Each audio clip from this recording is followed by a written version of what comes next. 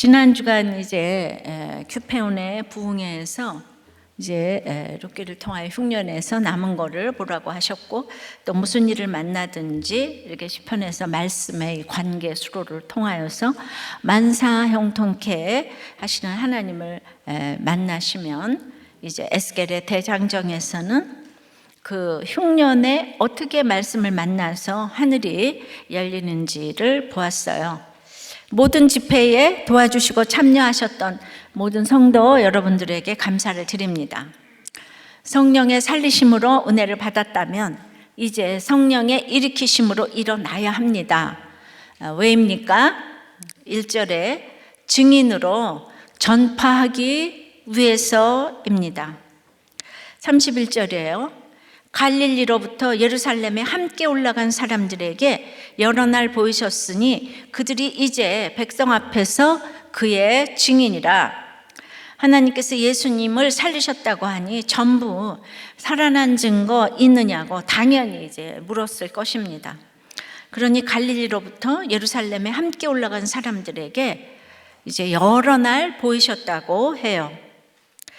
나의 증인은 이 대제사장이나 유대 관원들보다는 부족해 보여도 함께 올라간 이런 어부, 제자 등 그런 자들이 되어줍니다. 그러니 나의 증인이 되어주는 자를 인간적으로 이렇게 높은 지위에서 찾지 말고 한 명이라도 내가 죽었다가 살아난 것을 본 증인이 있어야 합니다.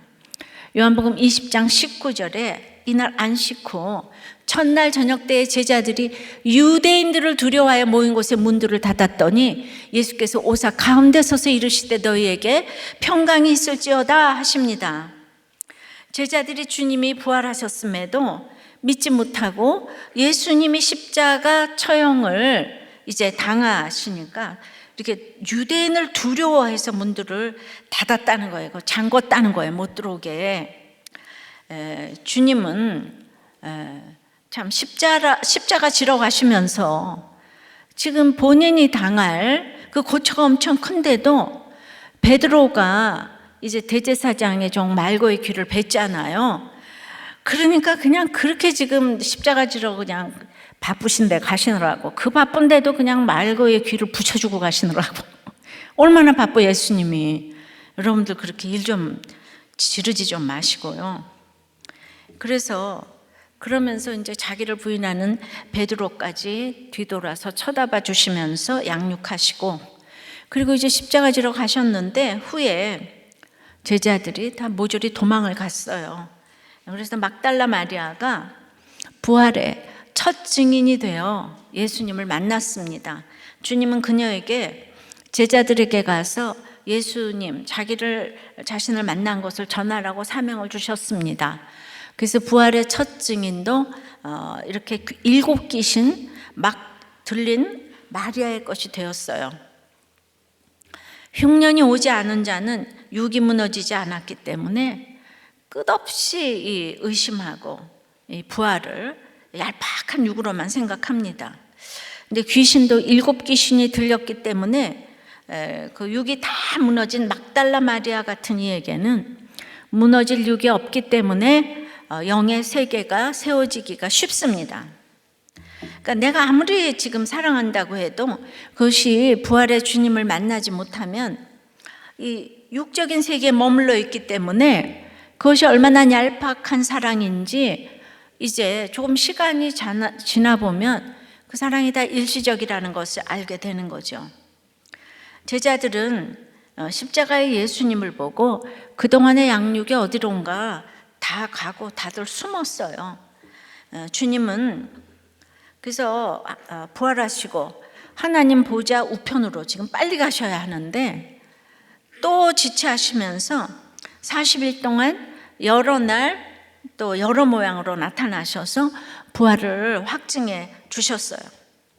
이 닫은 문을 뚫고 시간과 공간을 초월하시고 나타나셔서 못자국, 창자국을 보여주셨는데, 그리고 평강을 이제 빌어주셨어요. 저는 특별히 그 제자들이 유대인들을 두려워했다는 게 그냥 넘어와서 닿았어요. 이 부활을 봤는데 제일 무서운 게 유대인인 거예요. 이방인들이 아니고.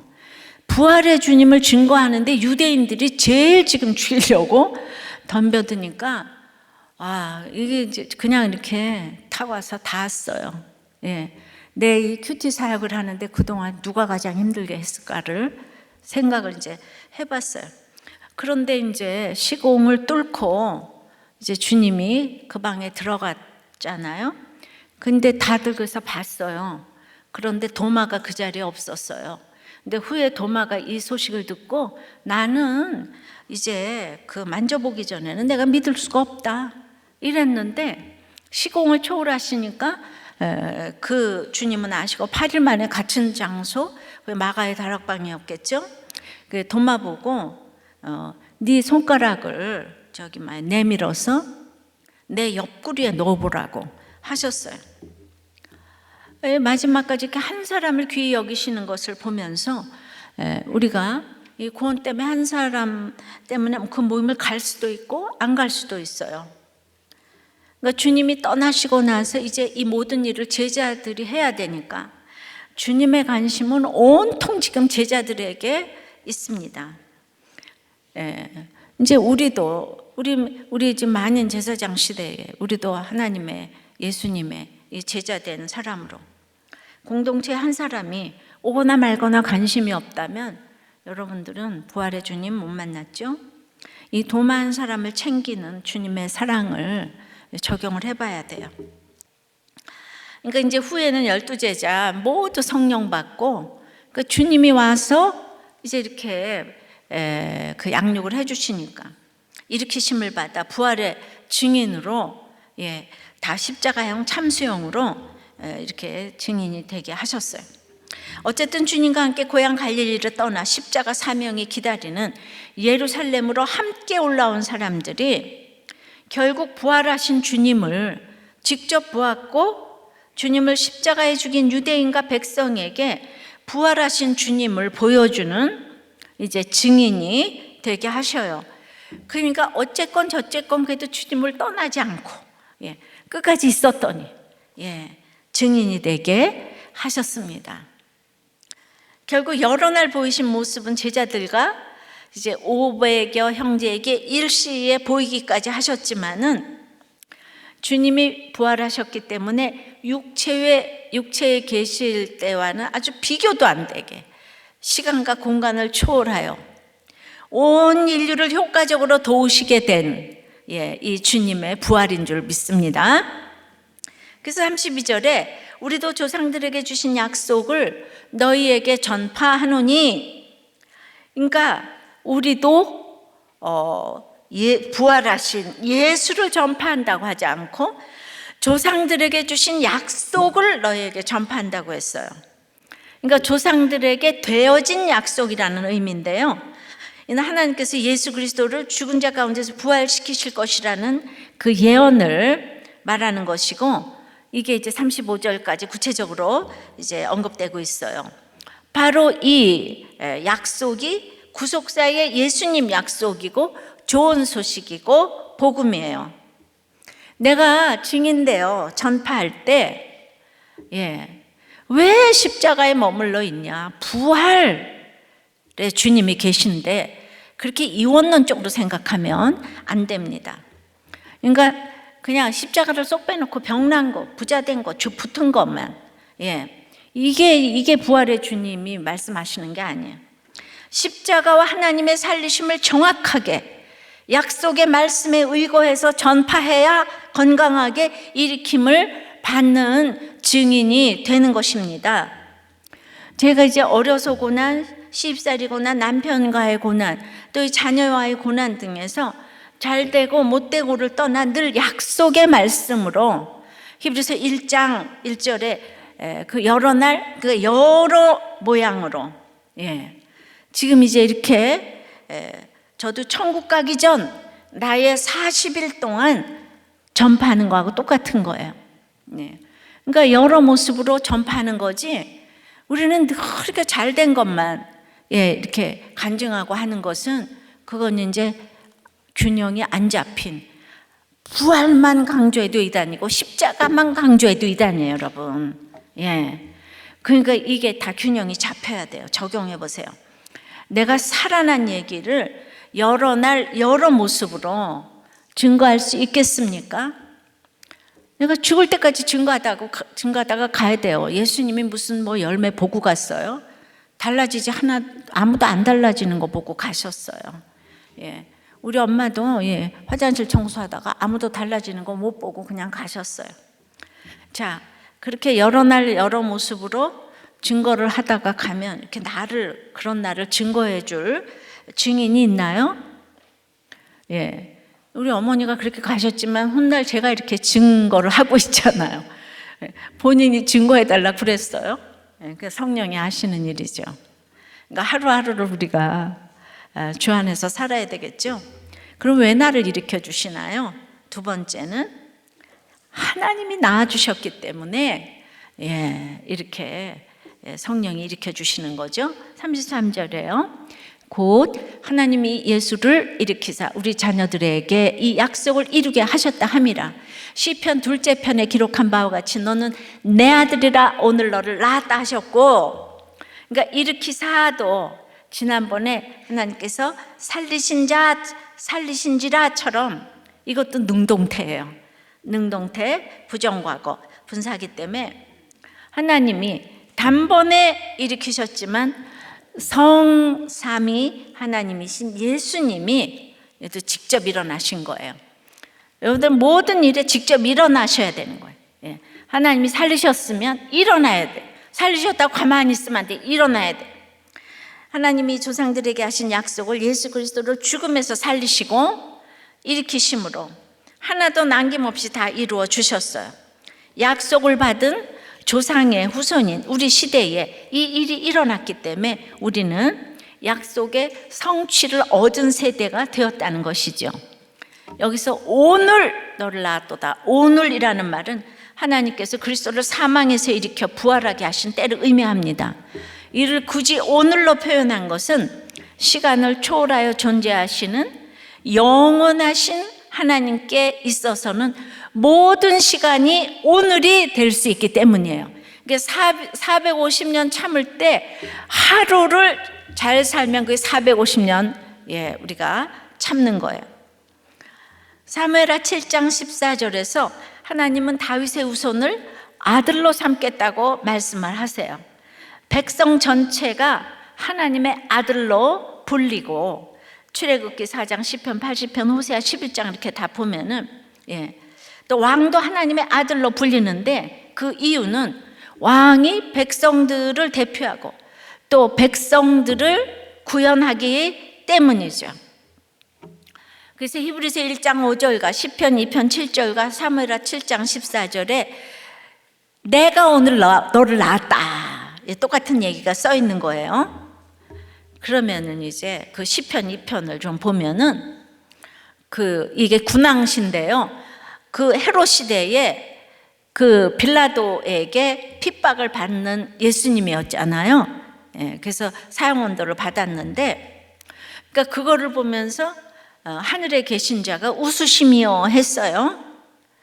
그래놓고 7절에 너는 내 아들이라 오늘 내가 너를 낳았다 그러세요. 그러면서 그 뒤에 계속 나오죠. 허사를 경영하고자 하는 이들에 대해서 하나님이 웃으셨다는 거예요. 이 땅은 예수가 없으면 다 허사를 경영해요. 정치, 경제 모두가 예수가 없으면 허사를 경영해요. 지금은 모르나. 그러니까 그렇게 예수님을 죽이는 빌라도나 세상의 권세자를 보고 하나님이 웃으셨어요. 그거는 비웃음인 거죠. 비웃음. 이건 뭔가 하면은 하나님이 이렇게 말씀하신 오늘의 이 사소한 명령에 이렇게 순종을 하면요, 이 세상에 거대해 보이는 권세, 이 대단한 것이 사소하고 시시해 보이기 때문에 우리가 이렇게 웃지만은, 나를 핍박할 때, 권세자가 핍박할 때 웃지만 속으로는 비웃는 거죠. 내가 그 정도에 무너지지 않는다. 이 하나님의 웃음에 동참하는 법을 배우는 것이 바로 말씀 묵상인 거예요. 이게 내 자신에게도 주시는 말씀인 것은, 내가 이제 남편의 구원 때문에 애통하다 보니까 환난당하고 빚지고 온통한 자들의 구원이 눈에 들어오고 애통하게 하셨어요. 왜냐하면 나를 낳아주신 것처럼 하나님이 그들도 낳아주셔야 되기 때문이에요.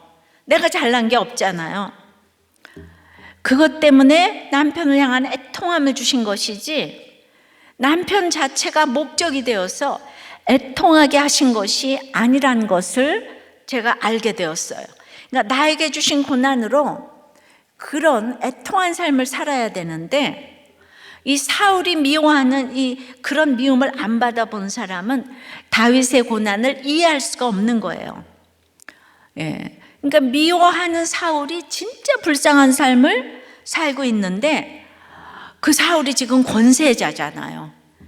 그러니까 이게 권세자를 보고, 나를 낳아주신 하나님이 당신도 낳아주셔야 되겠는데, 불쌍히 여기는 마음이 생기고, 그 권세를 가지고 하나님이 낳은 자를 지금 이렇게 지금 이제 비방을 하니까, 잠시 후에 그 지옥에 갈 생각하니까 이 땅은 짧은데, 그러니까 영적으로 말하면 다윗에게는 축복이에요. 사울 같은 권세자를 붙여주신 것이. 가족권을 위해 사명을 주셨지만, 그로 인해 말씀 묵상하다 보니까 이제 가족을 뛰어넘는 우주적인 사명을 우리에게 주셨어요. 그런데 내 식구만 쳐다보다가 지금 지옥을 사는 사람이 너무 많아요. 거기서 진도가 나가지를 못합니다. 그래서 내 식구 때문에만 슬프고 애통한 사람은 자기 구원의 확신을 점검해 봐야 합니다.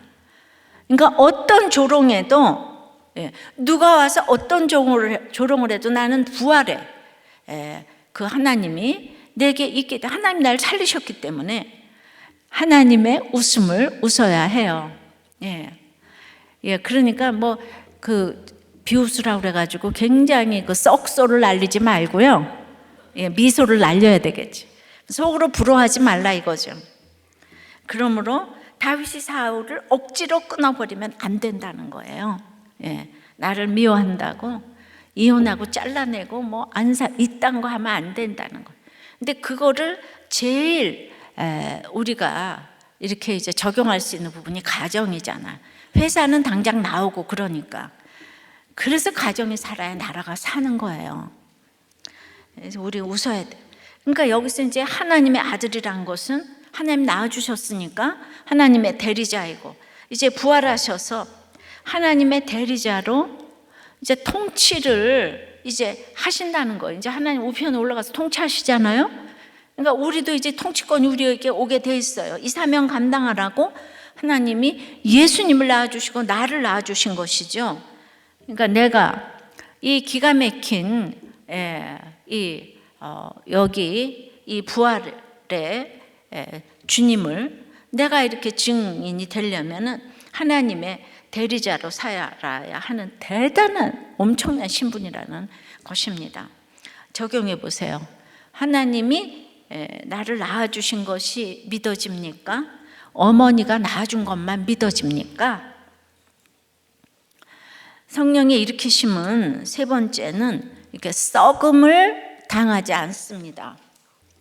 34절 5절에 또 하나님께서 죽은 자 가운데서 그를 일으키사 다시 썩음을 당하지 않게 하실 것을 가르쳐 이르시되 내가 다윗의 거룩하고 미쁜 은사를 너희에게 주리라 하셨으며, 또 다른 시편에 일렀으되 주의 거룩한 자로 썩음을 당하지 않게 하시리라 하셨느니라. 다윗에게 주신 거룩하고 미쁜 은사라는 것은요, 이 신실한 은혜의 약속을 이제 우리에게 이루어 주시겠다는 것인데, 그것이 바로 예수 그리스도의 부활에 근거한다는 것입니다. 그래서 이제 이 34절부터 4, 5, 6, 7 썩음이라는 단어가 4번이나 나오는데요. 이거를 이렇게 쉽게 설명하면, 다윗은 죽어서 썩음을 당했는데 시편 16편의 다윗에 대한 구절은 그것이 다윗이 아니고 그리스도, 부활하신 그리스도 라는 구절이라는 그 말을 이제 그 사실을 말하는 대목이에요. 그러니까 사도행전 2장 29절에 베드로는 이전에 예루살렘에 모인 사람들에게 설교할 때 그 다윗이 죽어 장사돼요. 그 묘가 오늘까지 우리 중에 있도다 라고 하면서 조상 다윗이 죽었다고 한 거예요. 그러니까 다윗은 사명을 다한 뒤 죽었는데 썩지 않음을 당한 분은 다윗이 아니고 예수 그리스도다. 지금 그 얘기를 시편 16편과 뭐 이렇게 다 지금 얘기를 하고 있어요. 시편.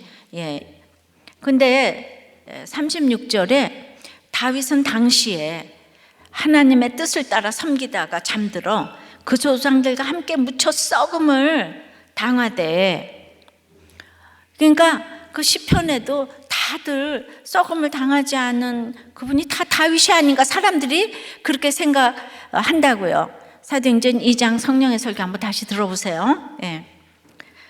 그러나 여기서 36절에 하나님의 뜻을 따라 섬기다가는 요즘에 우리가 계속 이렇게 반복하는 수행원과 같은 휘페레테스의 동사형 휘페레테사스로, 그러니까 여기도 뱀이 창에서 열심히 노를 젓는 것처럼 다윗은 그의 평생에 하나님의 말씀 아래에서 뱀이 창에서 노 젓는 것처럼 그분의 뜻을 따라 겸손하게 섬겼다는 이제 말이에요. 그는 하나님 마음의 뒤를 따르는 사람으로서 하나님은 그를 통해서 자기 뜻을 다 이루겠다고 이제 말씀하셨잖아요. 지난번 22절에. 그러니까 하나님을 따르면요, 그 노예처럼 하나님을 따르는 것 같아도 사람들이 존경을 합니다. 그래서 나는 하나님의 진짜 종이다, 노예다 이러는데도 모든 유대인들이 존경하는 다윗이잖아요. 그러나 그렇게 모든 유대인들이 존경을 해도 37절에 하나님께서 살리신 이는 썩음을 당하지 아니하였나니, 이 하나님께서 살리시니까 다윗이 아니란 거예요.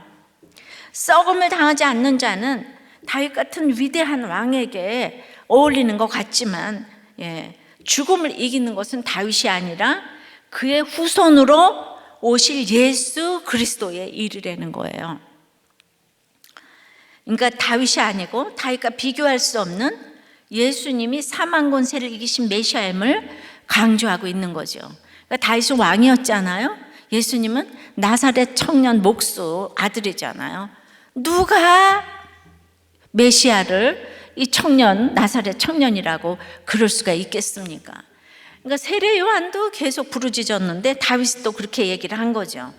그래서 그 사도행전 2장 30절부터 다시 한번 읽어보면, 그는 선지자라 하나님이 이미 맹세하사 그 자손 중에서 한 사람을 그 위에 앉게 하리라 하심을 알고 미리 본 거로 그리스도의 부활을 말하되 그가 음부에 버림이 되지 않고 그의 육신이 썩음을 당하지 아니하시리라 하더니 이 예수를 하나님이 살리신지라 우리가 다 이 일의 증인이로다. 그러니까 이 얘기는 다윗이 예수 그리스도가 장사된 후에 그 무덤에서의 부활을 1000년 전에 미리 봤다는 거잖아요. 지금 다윗하고 예수님 당시하고 1000년이잖아요. 그러니까 이 시편 16편에 예수 그리스도의 부활이 이미 예언되어 있었다는 것인데, 그 예언이 그리스도의 죽음과 부활에 의해서 성취되었다는 것이에요. 이것을 다윗이 미리 본 거로, 미리 보았다는 거예요. 미리 보았다는 거죠. 그러니까 다윗이요, 괜히 다윗이 아니에요. 뱀이창에서 노를 저으면서 하나님의 영광을 하나도 취하지 않으니까 이런 사람에게 예수님의 부활을 미리 보게 하십니다. 다윗도 세례 요한처럼 진짜 일도 하나님의 영광을 취하지 않았기 때문에 모두가 다윗 보고 아유 왕이시여 열광을 하는데도 나는 그리스도가 아니라고 하는 것과 마찬가지예요. 예. 그러니까 이 썩음을 당하지 않는 자는 내가 아니고 그리스도다. 나는 썩었다. 나는 썩어져서 무덤에 장사되었다. 그 얘기를 이제 베드로도 하고 이제 바울도 하는 거죠. 참 요즘 하나님의 영광을 가로채는 것이 얼마나 무서운지. 영광을 가로채는 사람은 뭘 보여주질 않아요, 하나님이. 예. 그러니까 베드로가 목격한 부활의 주님은 이 다윗이 미리 본 그리스도의 부활과 똑같았다는 거예요. 죽음과 약속과 부활을 미리 본다면 이것이 믿음이고 복입니다. 그것을 본다면 이것을 이제 다윗이 알았고 베드로가 알았고 내가 알아서 내 속에 예수를 하나님이 살리시고 일으키시고 우리가 다 이 일의 증인이라는 것이죠. 이것을 미리 본 부활의 증인으로 살려면 인생이 짧아요. 그러니까 제자들과 베드로는 부활의 주님을 보았지만 오순절 성령 강림 전까지 그 능력을 이제 몰랐어요. 근데 성령이 강림하셔서 그 능력이 나타난 거죠. 이 제자들이 주님이 부활하신 거 모습으로 봤잖아요. 근데 지금 다 지금 이제 방에 들어가서 숨어 있잖아요. 두려워서. 그러니까 모습으로 본 게 아니고 성령이 임해서 부활이 임해야 되는 거예요. 그러니까 똑같이 교회를 다녀도 똑같은 간증을 들어도 어떤 사람은 영으로 듣는데 어떤 사람은 모습으로 보니까 제 간증이 뭔 말인지 못 알아듣는 분도 이제 있는 거죠. 그러니까 그 능력은 오직 교회를 위해서, 부활의 그 능력은 교회를 위해서 주셨다는 거죠. 자기 집안 잘 먹고 잘 살라고 그 능력을 주시는 것이 아니라는 것이죠. 예. 그러니까 저는 이제 믿음이 요즘에 생긴 게 아니고 그 우리 남편 갈 때도 이미 성령이 임했으니까 그 엘리베이터도 없는 5층 아파트에 남편을 데리고 가가지고 거기다가 나 과부라고 아파트 그냥 온 주민이 보는데 거기다 등을 달아놨잖아요. 거기서 장례식을 치렀어요. 근데 이 젊은 과부가 앞길이 창창하잖아요. 제가 이걸 어떻게 인간의 힘으로 하겠어요. 제가 영으로 주님을 봤기 때문에, 부활의 주님을 봤기 때문에 다 시집가서 잘 살 생각하지. 이게 다 두렵지, 그죠?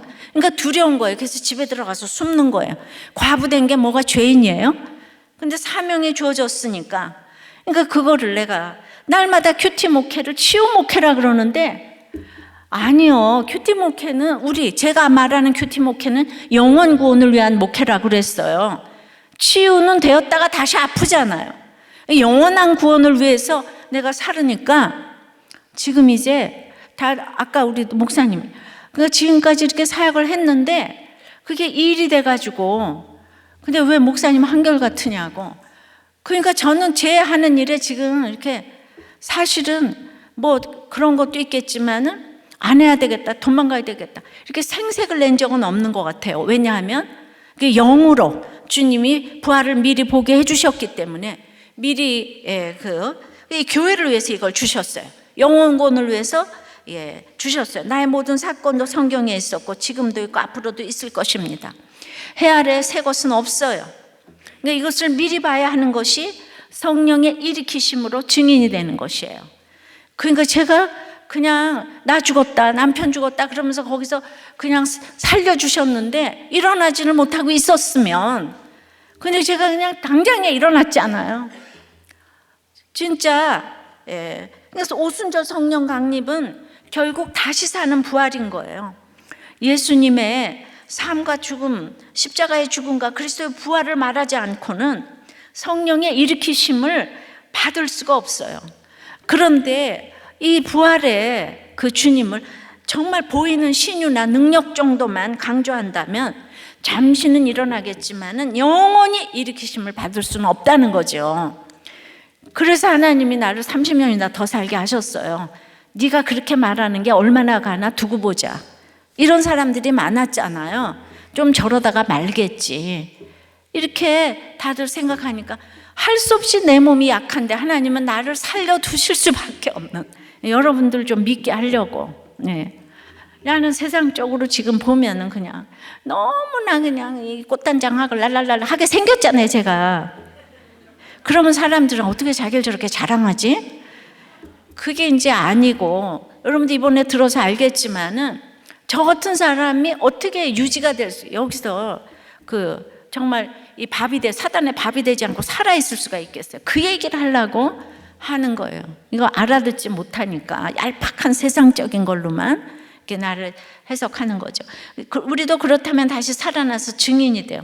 이제 예수님이 나를 위해 죽으시고 사흘 만에 살아나시고 구원자가 되셨다고 날마다 외쳐야 되는 거예요.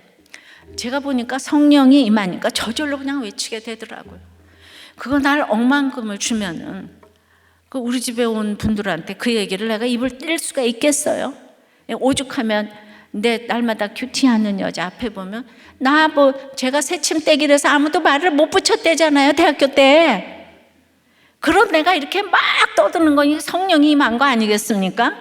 어디 가서 예수님을 전하라고 하면 한마디도 못한다면 여러분들 아직 성령이 임하지 않았고 부활의 주님을 만나지 못한 거예요.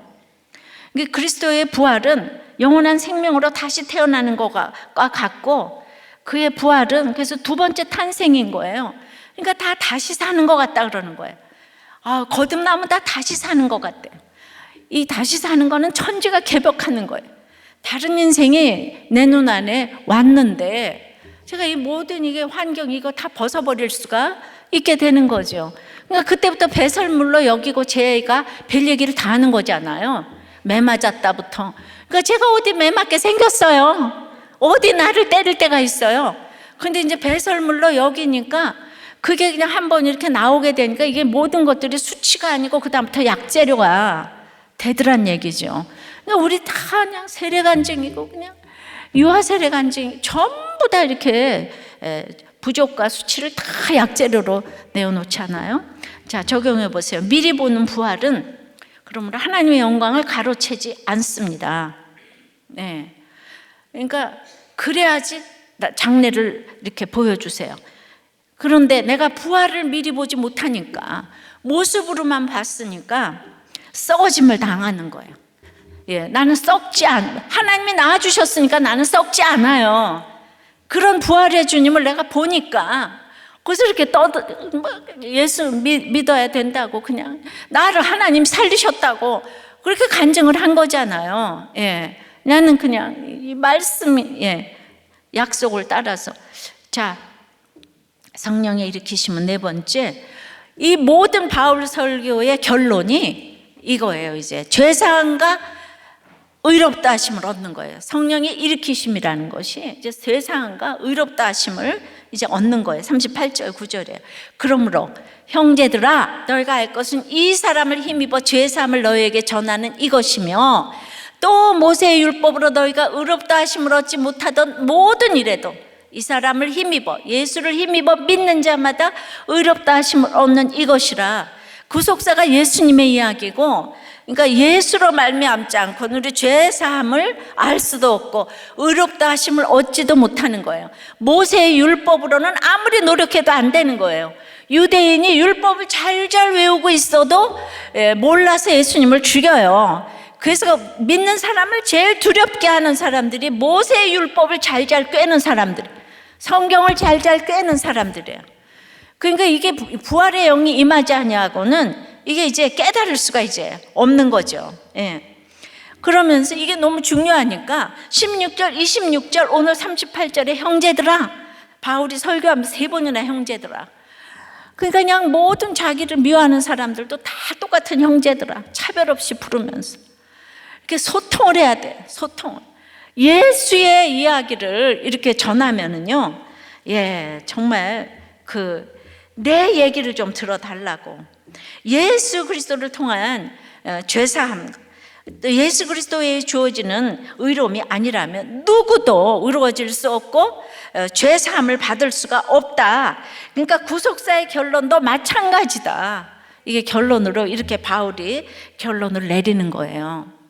그러니까 구속사의 설교가 이 바울이 아주 정말 최고의 설교를 했어요. 우리가 말하는 그 구속사의 설교가 여기 다 있는 거예요. 그 연약한 사람들을 통하여서 예수께서 이루어 가신다는.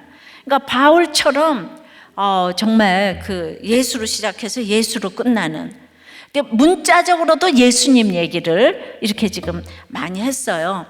근데 제가 이렇게 설교를 하면 이렇게, 그러니까 오실 예수님에 대한 이야기, 오신 예수님에 대한 이야기, 그러니까 성경 어디서나 예수님을 뽑아내는 설교를 제가 지금 해요.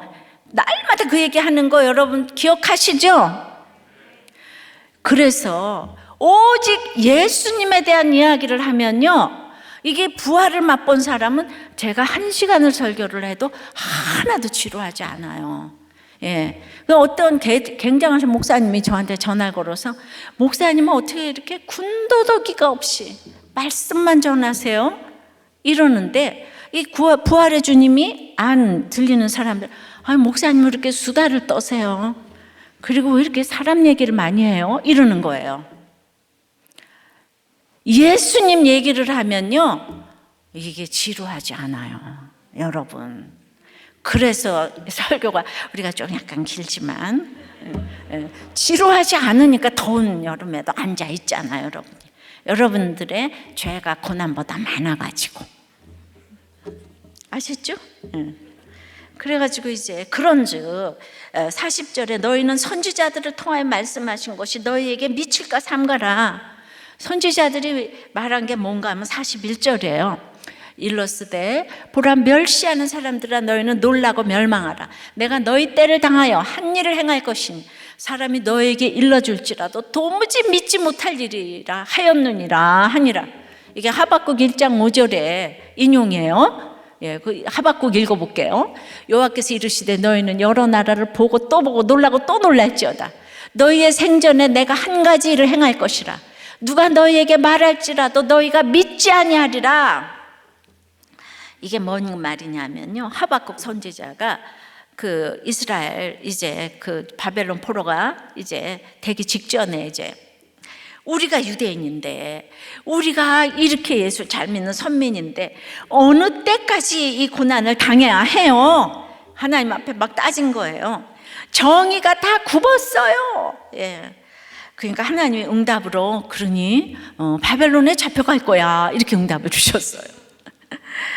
그러니까 유대인들도 너희들이 혈통만 주장하다가는 너희들도 똑같은 이 심판이 임할 거다, 이 얘기를 이제 하신 것인데, 그러니까 어떤 환경보다는 의인은 오직 믿음으로 살리라 이고, 복음을 거절하는 자는 심판이 있다. 그러니까 말씀 듣고 지속적으로 조심을 하라는 것이, 이 모든 것이 너희에 미칠까 상가라는 말하고 똑같은 거예요. 지금 이제 40절에. 자, 이걸 다시 설명해 드릴게. 우리도 하나님께 기도했으니까 날마다 무슨 응답을 주실지 하나님만 쳐다보고 있어요. 근데 악한 사람은 다 망하고 떨어져야 되고, 나같이 목자도 하고 선한 사람은 우리는 붙고 잘 돼야 되는 거, 이렇게 생각해요. 그러니까 내가 그동안 말도 안 되는 식구 상사를 참은 것은 우리의 수능이 있어서 참은 거예요. 그러니까 그랬는데 세상에 우리 애가 떨어진 거예요. 승진도 안 되고 막 그냥 뭐 해고되고, 그 다음에는 악한 사람이 승진이 됐어요. 예. 그런데 다운이 돼서 아무것도 못하는 거예요. 예. 아니, 내가 잘 돼야 되는데 왜 저것이 잘 돼? 하나님 어느 때까지 저 악한 인간을, 정의가 굽었어요. 정의가 어느 때까지 잘 되게 할 거예요. 원망을 하면서 하나님께 기도하기를, 제발 이 문제를 해결해 주세요. 어느 때까지니까 주님 그러시면 아니 되시옵나이다, 이러면서 이제 악을 쓰면서 기도를 했더니 하나님께서 뭐라고 응답을 하시냐면, 오늘 5절처럼 여러 나라를 보고 또 보고 놀라고 또 놀라라. 예, 너희가 놀라고 멸망하라, 이러시는 거예요.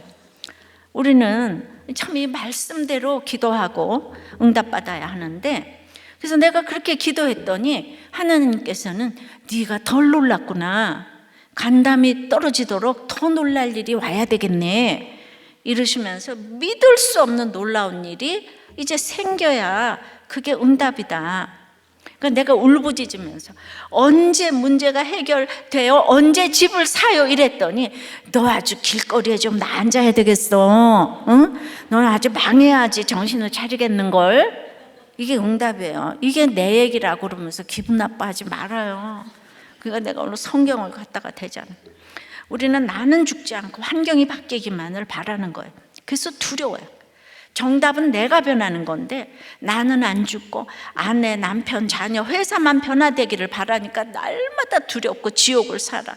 그래서 썩어지고 있어. 예, 환경이 변하기를 바라는 기도는 이게 성경적인 게 아니에요. 성경대로 기도를 하면 하나님의 말씀은 살아공동력이 있어서 나에게 평강이 옵니다. 십자가를 거쳤기에 부활이 오는 거예요.